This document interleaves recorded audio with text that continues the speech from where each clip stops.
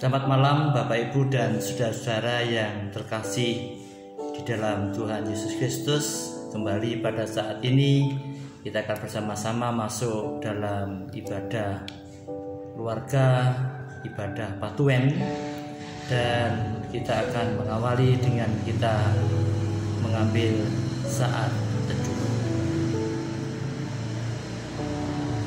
Ibadah malam hari ini kita dasari dengan satu pemahaman bahwa pertolongan kita hanyalah datang dari Allah, Khalik alam semesta, yang kasih setianya senantiasa hadir dalam setiap kehidupan anak-anaknya, dan janjinya tidak akan pernah teringkari kepada anak-anaknya, dengan kasih yang didasari atas keselamatan pengorbanan Sang Kristus serta karya Rohul Kudus yang senantiasa hadir dalam kehidupan kita.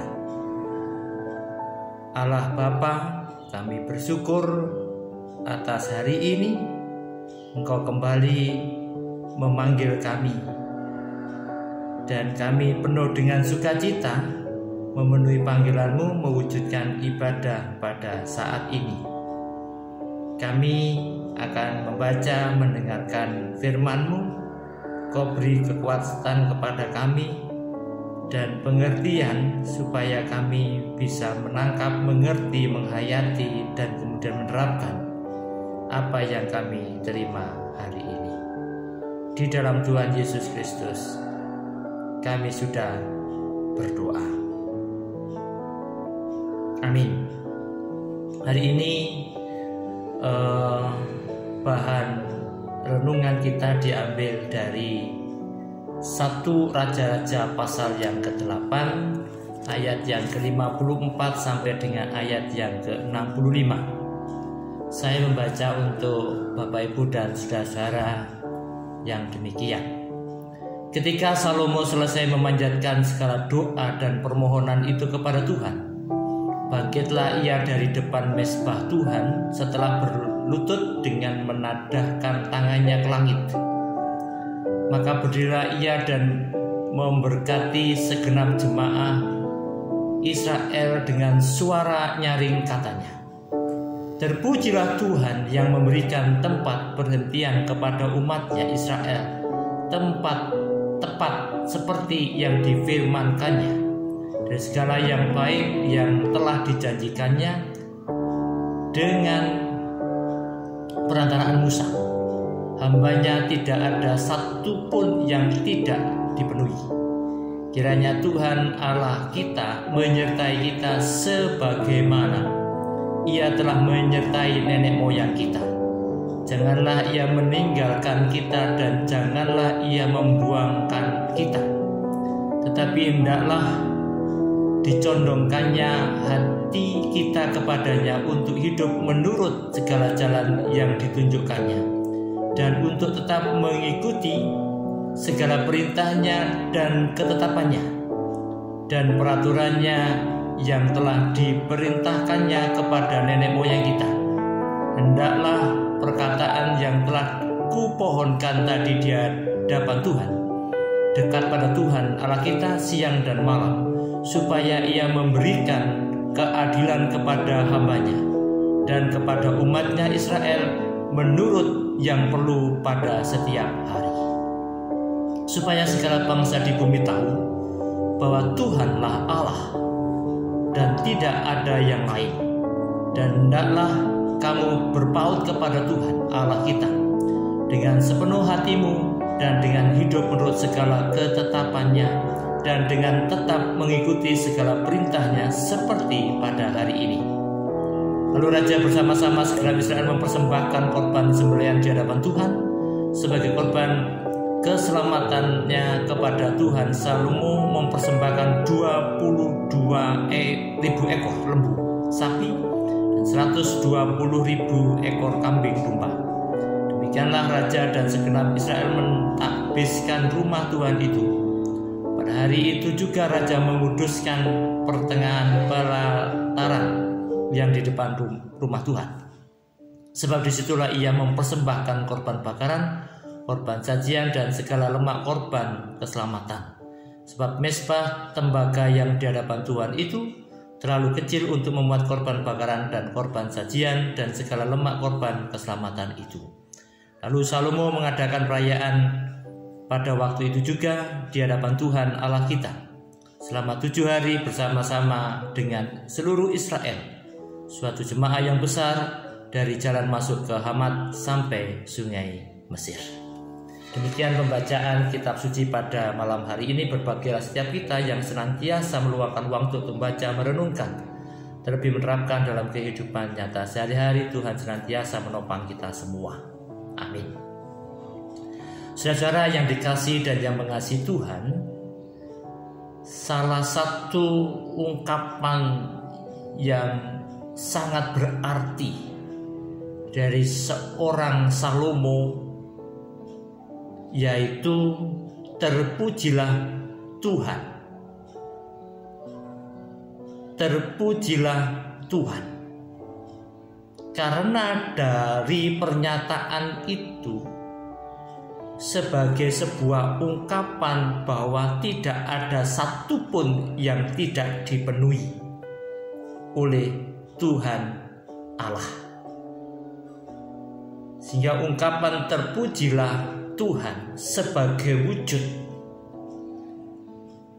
pengharapan, sebagai wujud janji Allah, sebagai wujud fakta berkat yang diterimanya. Sehingga ungkapan terpujilah Tuhan tidak hanya sekedar bahwa ada rutinitas yang diterima dari sang khalik, tetapi sebenarnya lebih daripada itu, segala apa yang dijanjikannya dipenuhinya.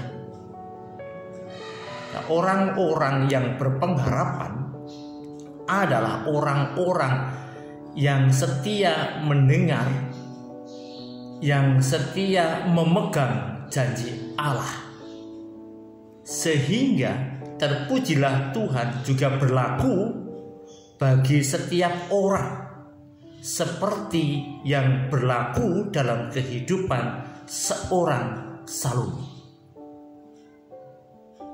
Terpujilah Tuhan bukan berangkat dari sebuah kata-kata yang memiliki pengertian yang dangkal, tetapi terpujilah Tuhan berasal dari kekuatan iman seorang Salomo yang nilai kepercayaan kepada Tuhan didasari pada relasi yang sangat erat, itulah yang terungkap. Sehingga ungkapan terpujilah Tuhan bukan sekedar ungkapan pengharapan penuh dengan kekhawatiran, apalagi dihiasi dengan ungkapan tendensius dari sekedar permintaan. Namun yang dilakukan oleh Salomo ada terpujilah Tuhan, sebuah ungkapan penuh dengan pengharapan dan keyakinan penuh bahwa Allah berkarya dalam hidupnya. Maka demikianlah juga hendaknya ketika kita berkata terpujilah Tuhan, bukan dihiasi atau ada penguasaan pemikiran dengan harapan yang setengah-setengah, dengan harapan yang seolah-olah Tuhan masih melihat siapa kita yang sering melakukan kesalahan dan dosa. Tetapi hendaklah seperti yang dilakukan oleh seorang Salomo, terpujilah Tuhan dengan kekuatan iman yang penuh, bukan sekedar landasan yang sering kali muncul, pokoknya kita berpengharapan nanti terserah Tuhan seperti apalah, dikasih ya matur nuwun, ora dikasih ya matur nuwun. Nah, saudara, ungkapan terpujilah Tuhan dalam sosok Salomo begitu, sebenarnya yang paling kuat itu ada dua hal, di mana keturunan Daud yang adalah dia Salomo itu menjadi penguasa dan memiliki progresif yang baik ketika bait Allah itu terbangun dan ada. Dan yang kedua yang lebih utama lagi adalah Israel mengalami masa damai setelah menaklukkan tanah perjanjian atau tanah Kanaan yang seringkali kita dengar sebelumnya. Nah, dari hal ini saudara, yang penting tercatat kemudian adalah terpujilah Tuhan bagi kita yang sudah dipilih oleh Allah sebagai keturunan Daud masa kini untuk bisa menjadi pemimpin mengendalikan perilaku kehidupan manusia di sekitar kita. Perilaku kehidupan manusia yang mengarah kepada rumah Tuhan, yang mengarah pada aturan Tuhan, yang mengarah pada relasi Tuhan. Sehingga kalau kita memiliki kesempatan untuk melakukan pelayanan demi supaya manusia-manusia di sekitar kita itu kita kuasai perilakunya menjadi perilaku yang baik, itulah yang kemudian menjadi esensi dari berkat dan pujian, doa dan pujian, ungkapan syukur dan pujian dari seorang Salomo yang juga berlaku dalam kehidupan kita anak-anak Tuhan. Nah, dampak dari membangun sebuah relasi yang mengarah pada pembangunan bait Allah, dampak dari sebuah relasi Allah yang kemudian muncul dalam kehidupan manusia adalah damai sejahtera. Nah, itu juga merupakan bagian makna dari ungkapan terpujilah Tuhan. Maka jika dua kondisi itu terbangun dalam kehidupan di sekitar kita sebagai wujud rasa syukur kita, relasi Allah terbangun, damai sejahtera di sekitar kita terbangun, itulah sebenarnya kerajaan Allah sudah datang. Nah, orang-orang yang sudah berelasi dengan Allah, orang-orang yang senantiasa hidup dengan damai sejahtera dalam naungan perlindungan Allah, sebenarnya orang itu sudah sejahtera. Orang itu jauh dari penderitaan karena kesalahan. Tetapi yang dilakukan hidupnya adalah hidup penuh dengan pujian kepada Tuhan. Nah, saudara, semoga kita tetap bertahan untuk menjadikan di sekitar kita ini bait Allah. Menjadikan di sekitar kita yang ada di dalam bait Allah itu menjaga relasi dengan Allahnya. Maka disitulah sebenarnya damai sejahtera itu ada. Ungkapan persembahan syukur kepada Allah, implementasi kebaikan kita kepada sesama manusia adalah buah dari cerminan ungkapan terpujilah Tuhan. Selamat bertahan untuk senantiasa mengungkapkan terpujilah Tuhan dengan ketulusan hati yang tanpa pamrih kemanusiaan kita. Tuhan memberkati kita semua. Amin. Mari kita berdoa. Terima kasih Tuhan atas firman-Mu hari ini. Pemenuhan janji-Mu tidak akan pernah terlewatkan dalam kehidupan kami. Ajarkanlah kepada kami ya Tuhan untuk menciptakan situasi di sekitar kami bait Allah. Relasi terbangun antara manusia dengan Allah. Karena di sana kemudian tercipta damai sejahtera.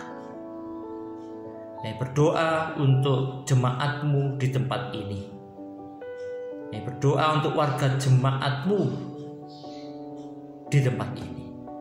Berdoa untuk anak-anak-Mu di mana saja mereka berada, untuk tetap bertahan jadi gereja bait Allah yang senantiasa membuahkan damai sejahtera. Beri kekuatan kepada kami semua Tuhan, anak-anak Tuhan, untuk berkarya bersama dengan Engkau Tuhan. Berkatilah setiap keluarga-keluarga di jemaat-Mu ini. Engkau jawab seluruh pemenuhan kebutuhannya. Keharmonisan hubungan baik suami istri, orang tua dan anak-anak, dan anak antar saudara. Cerminan kehidupan Kristen terus ada di situ. mereka tetap menjadi surat-surat Kristus yang terbaca banyak orang. Berdoa Tuhan dalam masa pandemi corona pada saat ini, kami mohon Tuhan berkenan untuk melenyapkan virus itu. Kehidupan normal Tuhan kami harapkan. Kami merindukan nilai persekutuan dalam ibadah kami. Dengan kerendahan hati kami mohon kepadamu.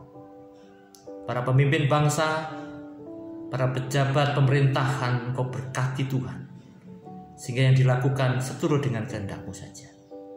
Para hamba-hamba Tuhan di mana saja mereka berada, berikanlah motivasi yang benar ketika harus senantiasa melihat, membimbing, merangkul warga jemaatnya. Biarlah gairah itu tetap ada, gairah yang berasal dari kekuatan Roh-Mu yang kudus itu. Anugerah dan damai sejahtera yang berasal dari Allah Bapa, kasih kesetiaan Tuhan Yesus Kristus dan setiap karya Roh Kudus tercurah kepada jemaat-Mu di tempat ini sampai selama-lamanya. Amin. Demikian Bapak Ibu dan saudara-saudara terkasih, renungan ibadah kita pada hari ini. Tuhan memberkati kita semua. Selamat beristirahat.